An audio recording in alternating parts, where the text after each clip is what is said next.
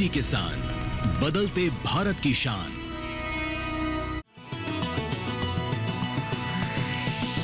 DD किसान, बदलते भारत की शान।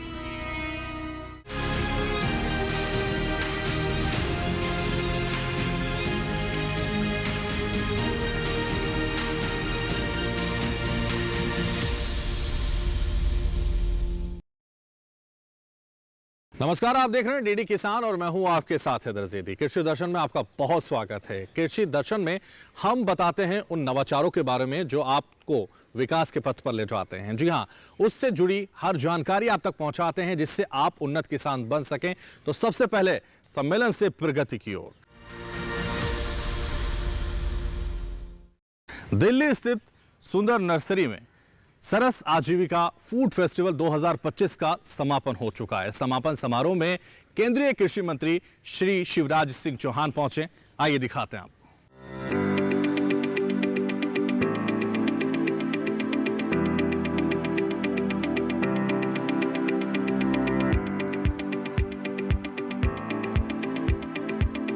महिलाओं का आर्थिक सशक्तिकरण भी दिख रहा है।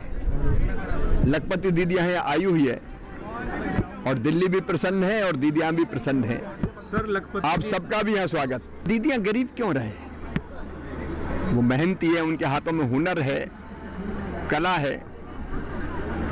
आज वो सामने आ रहा है और हम देख रहे हैं कि लखपति दीदी तो अब 2 करोड़ से ज्यादा बन चुकी हैं। जल्दी 3 करोड़ हो जाएंगे, लेकिन अब 10 लखपति दीदी बनने का भी प्रारंभ हो गया है। बहनें गरीब नहीं रहेंगी, उनका आर्थिक सशक्तिकरण भी होगा और वो देश को भी सशक्त बनाएंगे। ये सेल्फ हेल्प ग्रुप में जो दीदियां काम कर रही है, न केवल दीदियां सशक्त हो रही है बल्कि अब देश को आर्थिक रूप से मजबूत बनाने का काम भी कर रही है। दिल्ली स्थित एनसीयूआई ऑडिटोरियम और एनसीडीसी कॉम्प्लेक्स में 2 दिवसीय मेले का आयोजन किया गया और यह मेला पीएम धन धान्य योजना और एफपीओ से संबंधित था। देखिए खास रिपोर्ट आप। इस कार्यक्रम में 15 राज्यों और 33 पीएमडीडीकेवाई जिलों के 72 से ज्यादा किसान उत्पादक संगठनों ने भाग लिया, जिसका उद्घाटन कृषि एवं किसान कल्याण मंत्रालय के सचिव डॉक्टर देवेश चतुर्वेदी, नीति आयोग में वरिष्ठ कृषि सलाहकार डॉक्टर नीलम पटेल, कृषि एवं किसान कल्याण मंत्रालय के अपर सचिव मनिंदर कौर द्विवेदी ने किया। इसमें कृषि मंत्रालय के वरिष्ठ अधिकारी, वित्तीय संस्थान, निजी क्षेत्र के खरीदार और एग्रीटेक इनोवेटर भी शामिल हुए। आप जानते हैं 11 अक्टूबर को माननीय प्रधानमंत्री जी ने जो प्रधानमंत्री धन धान्य योजना का शुभारंभ किया है। 100 जनपद हम लोगों ने पूरे देश में लिए हैं जिनकी औसत से कम राज्य में प्रोडक्टिविटी है। लैंड यूटिलाइजेशन एग्रीकल्चर का भी कम है औसत से और क्रेडिट भी कम है। तो उन ज़िलों का हम लोग को एक समन्वित रूप से और एक्शन प्लान बना के विकास करना है। ज़िला स्तर पे प्लान्स तैयार हो गए, लगभग सभी जनपदों के अपलोड हो गए हैं, अब उस पर काम शुरू हो गया है। तो कृषि उत्पादन संगठनों की बहुत बड़ी भूमिका है इन जनपदों में, क्योंकि वो पहले ही से कई किसानों को जोड़ के और वहाँ वैल्यू एडिशन करने से फ़ायदा होता है कि एश्योर्ड मार्केट मिलता है किसानों को अपने प्रोडक्ट का, और वैल्यू एडिशन जो खुद करते हैं, जो अदरवाइज़ कोई बाहर का कोई प्राइवेट सेक्टर का करता है तो प्रॉफिट सारा ले जाता है। तो अगर एफपीओ खुद करके सीधे बेचेंगे तो उसका भी लाभ सीधे सीधे जो किसानों को वापस मिल जाएगा और उनके लिए मार्केट भी बहुत अच्छा होगा। और क्लस्टर में जब पैदा करेंगे तो मार्केटेबिलिटी भी बेहतर होगी। तो उसी को ध्यान में रखते हुए आज हम लोगों ने ये कार्यक्रम आयोजित किया है, जिसमें सभी धनधान जनपदों के अलग अलग से करीब 50 से भी ऊपर एफपीओज़ यहाँ पर अपना उत्पादन का प्रदर्शन कर रहे हैं और बायर्स को भी हम लोगों ने यहाँ पर बुलाया है।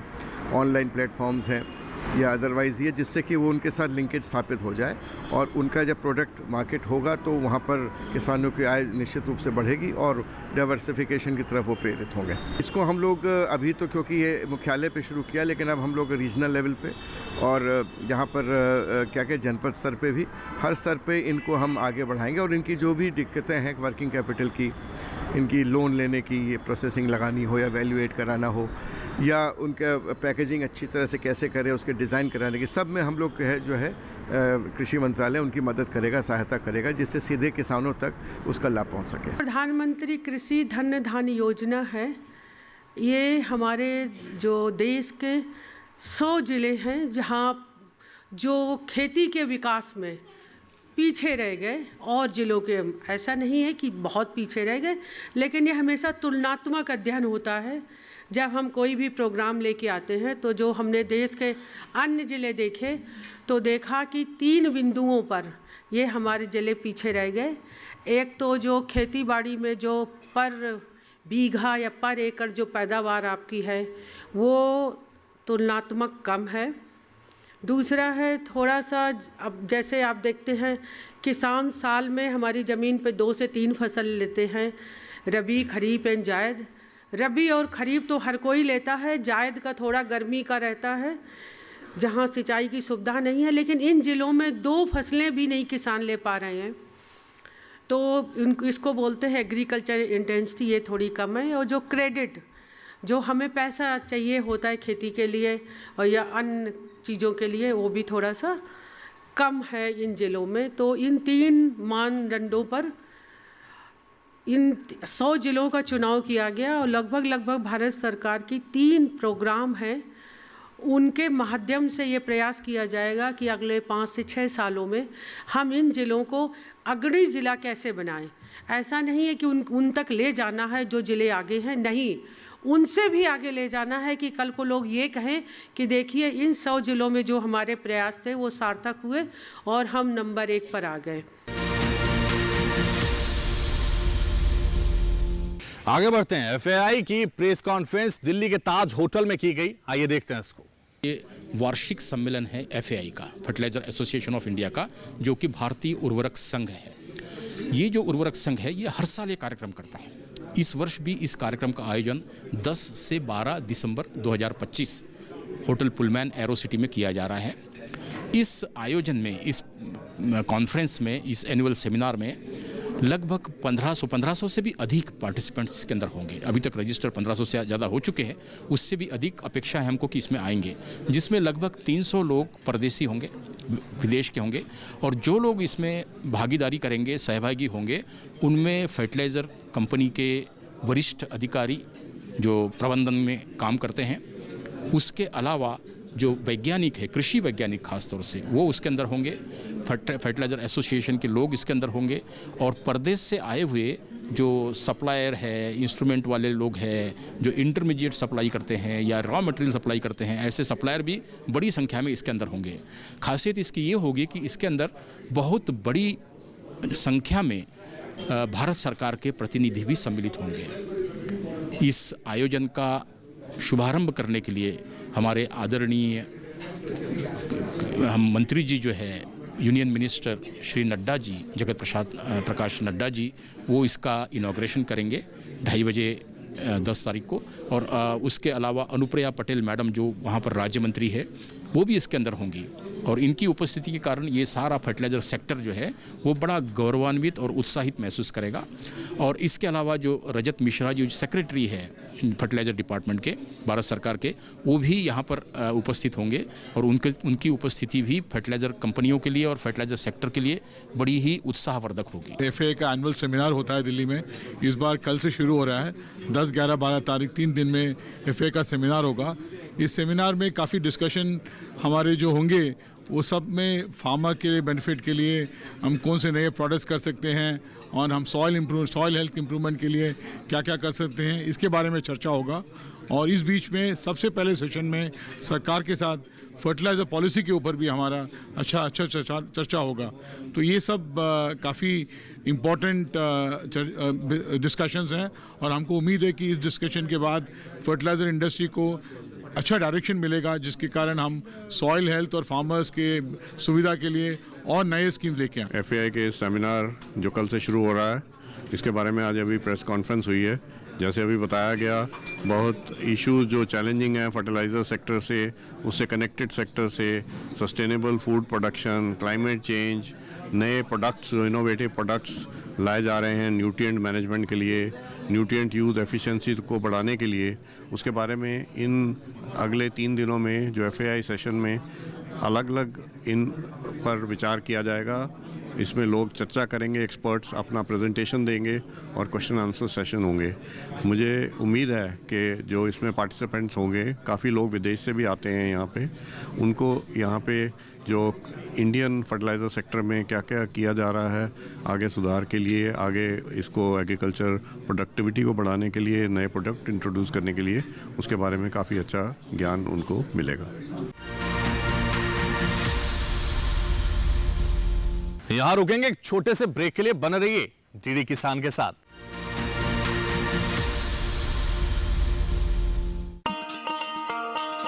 किसान भाइयों गांठ बांध लो, गांठ बांध लो, बात बहुत है काम की, समृद्धि के पैगाम की। मिट्टी के मिजाज को समझो, मिट्टी के हर राज को समझो, मिट्टी की तुम जांच कराओ, मुफ्त सॉइल हेल्थ कार्ड ले जाओ। कभी मुनासिब बीज लगाओ, सही किस्म की खाद ले आओ, जितनी जरूरी उतनी डालो, सही मात्रा खुद पहचानो, इसको अपना मंत्र बना लो, मिट्टी की सेहत तो जानो। बात बहुत है काम की, कम लागत अधिक वरदान की, किसान भाइयों गांठ बांध लो। आज ही मिट्टी की जांच कराएं, राज्य सरकार के कृषि अधिकारी से संपर्क करें और मुफ्त में सॉइल हेल्थ कार्ड पाएं। कृषि और किसान कल्याण मंत्रालय द्वारा किसान हित में जारी।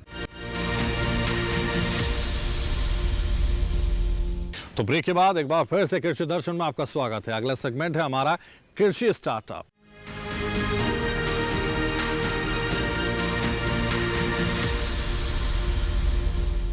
कृषि स्टार्टअप में जिस तरह से लगातार हम आपको बताते हैं कि किस तरह से कृषि पर काम करके हमारे किसान आगे बढ़ रहे हैं, विकास की नई गाथा लिख रहे हैं और हरे चारे को लेकर किस तरह से वो उत्सुक नजर आ रहे हैं, क्योंकि हरे चारे से न सिर्फ हमारे पशु दुधारू होते हैं बल्कि वो आपको तमाम उत्पादन देते हैं जिससे आप मार्केट में एक नई पहचान बनाते हैं।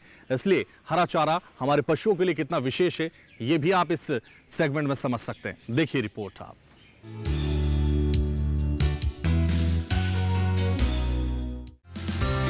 हरे चारे में 65 से 70% तक नमी होती है। जब खेतों में इसे काटते हैं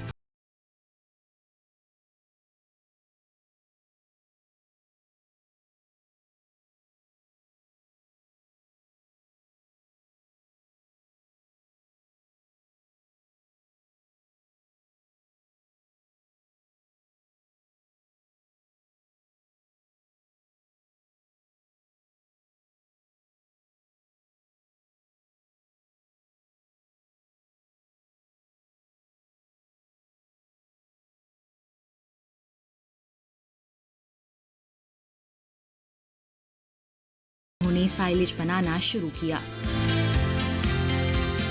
2018 में मैंने कुकड़ी क्रॉप साइंस प्राइवेट लिमिटेड ऐसे स्टार्टअप हमने रजिस्टर किया था। उस साइलेज यूनिट की जब भी हमने 2018 में शुरू किया था तो शुरुआत कैसे हुआ था कि मैंने जब जॉब किया था तो जॉब के दौरान मैं पूरा इंडिया घूमता था। तो इंडिया घूमने के बाद मैंने एक चीज़ नोटिस की थी कि एनिमल हस्बेंड्री और डेयरी फार्मिंग जो है वो अभी भी हमारे यहाँ पे सेकेंडरी ऑक्यूपेशन माना जाता है। जैसे कि खेती के साथ साथ उसको हम यूज़ करते हैं, एनिमल को यूज़ करते हैं और उसका रेयरिंग करते हैं। लेकिन अगर ये चीज़ हमने एज अ प्राइमरी बिजनेस किया तो इसमें बहुत ज़्यादा फ़ायदा होता। तो उसमें हमने पहले ये आइडेंटिफाई किया कि जो एग्रीकल्चर है उसमें जो साइड बिजनेस है वो है डेयरी। तो डेयरी के इसमें अगर हम देखा जाए तो 60 to 70% जो खर्चा है वो फॉडर पे होता है। तो फॉडर का खर्चा कम करने के लिए हमने ये साइलेज का यूनिट चालू किया था। तो उसमें अभी हमको ये चीज़ रियलाइज़ हुआ है कि अगर साइलेज का फीडिंग करता है कोई भी फार्मर अपने ट्रेडिशनल को छोड़ के तो उसमें ज़्यादा मुनाफा होता है। साइलेज नियंत्रित किण्वन विधि से तैयार किया जाता है। इसमें सबसे पहले चारे की कुट्टी काटी जाती है और फिर उसे हवा की अनुपस्थिति में किण्वित किया जाता है। ऐसा करने पर लैक्टिक अम्ल पैदा होता है। यही लैक्टिक अम्ल चारे को लंबे समय तक सुरक्षित रखने में मददगार है। कमाल की बात तो ये है कि चारे में मौजूद जीवाणु ही किण्वन का काम करते हैं। नंदू का कहना है कि साइलेज साधारण चारे से कहीं बेहतर है। साइलेज है वो पूरा फर्मेंटेड होने की वजह से आपको 50% की जगह 100% पैलेटेबिलिटी मिलती है। तो अगर आप कच्चा चारा आप उसको खिलाते हो तो खिलाते हो तकरीबन 40 to 45 kg, और यहाँ पे आप उसको अगर 20 kg भी खिलाते हो तो उसकी जो न्यूट्रिएंट की डिमांड है या उसकी फीड हंगर है उसमें से कंप्लीट हो जाती है। उसमें अगर टेक्निकल देखा जाए तो जानवर को ये पैलेटेबल मतलब फर्मेंटेड चारा खिलाया जाए तो उसको एज इट इज़ वो कंज्यूम करता है। जब कोई भी रूमिनेंट चारा अंदर लेता है तो उसके बाद वो रूमिनेशन के लिए बाहर निकलता है। अगर आप ट्रेडिशनल वेज के टाइम पे देखे थे तो उसकी फीड मूवमेंट कितनी होगी, 40 kg उसको एक बार अंदर लेना है, फिर 40 kg रूमिनेशन के लिए लेना है, फिर वो रूमिनेशन होने के बाद 40 kg फिर अंदर जाना है, तो टोटल आपकी फीड मूवमेंट जो है 120 kg की है। अब सेम केस अगर आप साइलेज के बारे में देखते हो तो आपकी फूड मूवमेंट हो जाएगी 60 kg। तो आपको 60 kg की फीड मूवमेंट के लिए जितनी एनर्जी मतलब आपकी एनर्जी बचती है, और ये जो है एज इट इज फर्मेंटेड होने के कारण उसको पचाने के लिए जो एनर्जी बचेगी, तो ये जो बची हुई एनर्जी है उसमें क्या हो जाता है कि जानवर उसका दूध में इस्तेमाल किया करते हैं। नंदू हाइब्रिड किस्म के चारे का साइलेज बनाना पसंद करते हैं क्योंकि इसमें पैदावार ज्यादा होती है। 1 एकड़ में बोया गया संकर चारा 8 से 10 गायों का पेट आराम से भर सकता है। वैसे तो साइलेज तैयार करने के लिए गड्ढे बनाए जाते हैं, लेकिन नंदो सफेद रंग की इस शीट का इस्तेमाल करते हैं। इस शीट से हवा भी आर पार नहीं जा सकती और इसमें लपेटकर आप चारे को धूप में भी भंडारित करके रख सकते हैं। सेंट्रल गवर्नमेंट की आर.के.वी. रफ्तार की जो स्कीम है उसमें हमने अप्लाई किया था। उसके दौरान हमें कृषि विज्ञान केंद्र नारायणगांव जो है उनसे हेल्प मिली थी। वो हमने हमारा स्टार्टअप वहाँ पे रजिस्टर किया। स्टार्टअप रजिस्टर करने के बाद 2 महीने का जो है ट्रेनिंग हो गया।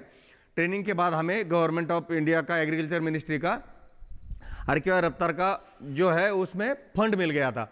तो 2 प्रकार के उसमें एक होता है, एक तो सीड फंड होता है और एक जो है वो जब आप बाद में जो स्टार्टअप ऑलरेडी इस्टेब्लिश है उसको एक्सपेंशन करने के लिए फंड होता है। तो एक आइडिया स्टेज पे जो स्टार्टअप होता है उसमें 5 लाख की फंड होती है, और जो स्टार्टअप ऑलरेडी सेट है जिसको एक्सपांड करना है, मार्केटिंग या कुछ और मशीनरी खरीदनी है, तो उसके लिए गवर्नमेंट आपको 25% ग्रांट इन ऐड देता है। तो अभी फार्मर को हम अपना तरफ से इनपुट्स देते हैं, मतलब हाइब्रिड सीड देते हैं, मशीनरी की उसको सर्विस देते हैं ताकि उसका जो भी हार्वेस्टिंग है वो फास्ट हो जाए। और यहाँ पे उसको जितना चारा चाहिए वो खुद रख लेता है, उसमें से जो बचा हुआ चारा है हम अपने पास लेके फिर मार्केट में बेचते। अभी बरसात का मौसम है और इस मौसम में बहुत बड़ी मात्रा में हरा चारा उपलब्ध रहता है। किसान इसका साइलेज बनाकर सुरक्षित रख सकते हैं।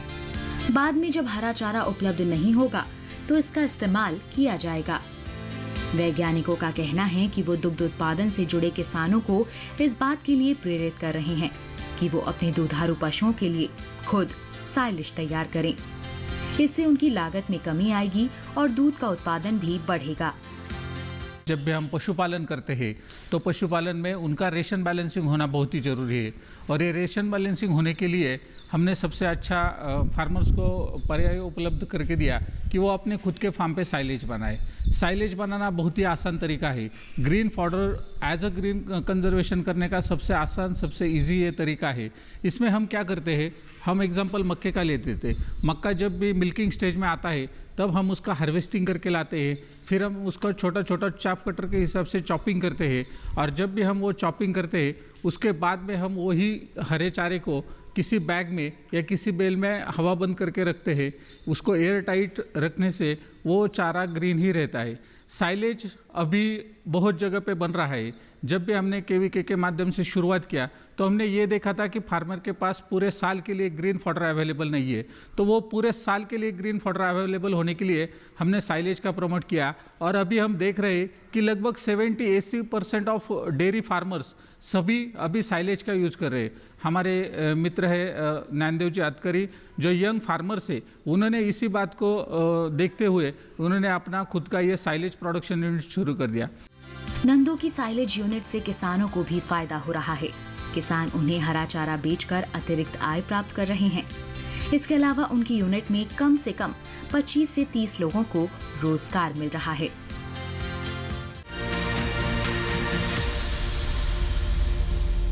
यहाँ रुकेंगे एक छोटे से ब्रेक के लिए। बने रहिए डीडी किसान के साथ।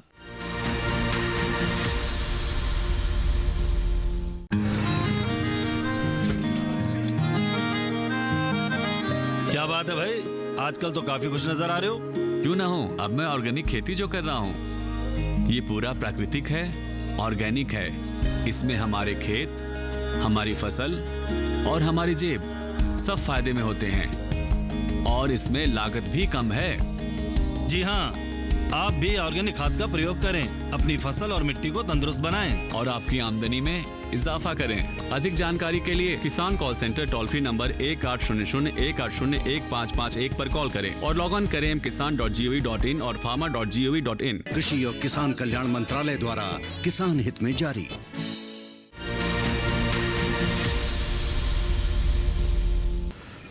तो रुक करते हैं अगले सेगमेंट की ओर, फार्मिंग इंडिया।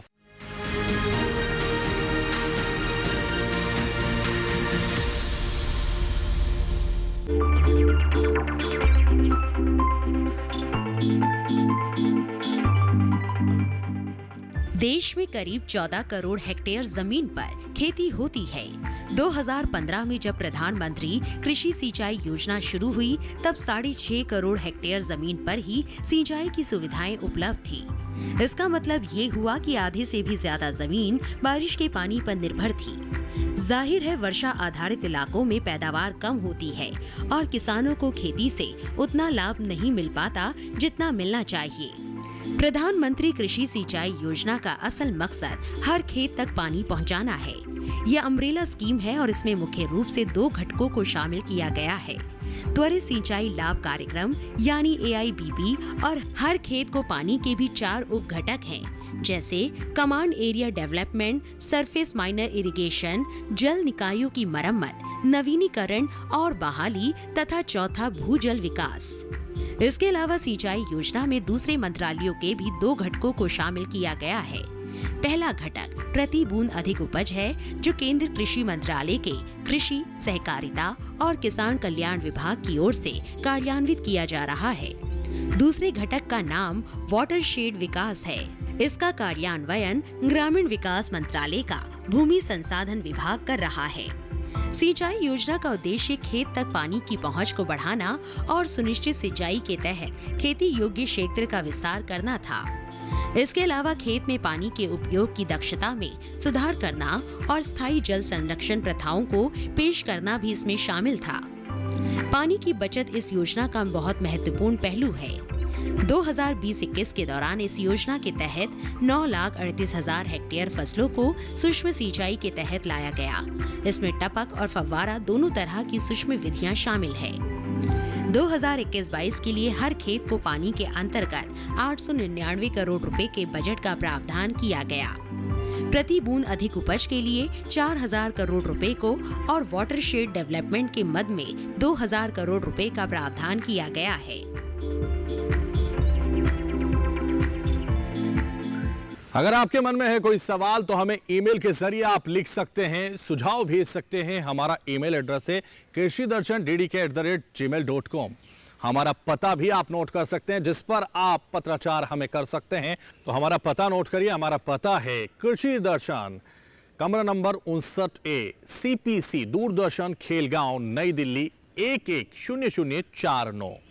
और आपको ये कार्यक्रम कैसा लगा ये भी जरूर हमें कमेंट के जरिए बताइएगा। फिलहाल हमें दीजिएगा इजाजत और आप देखते रहिए दूरदर्शन। नमस्कार।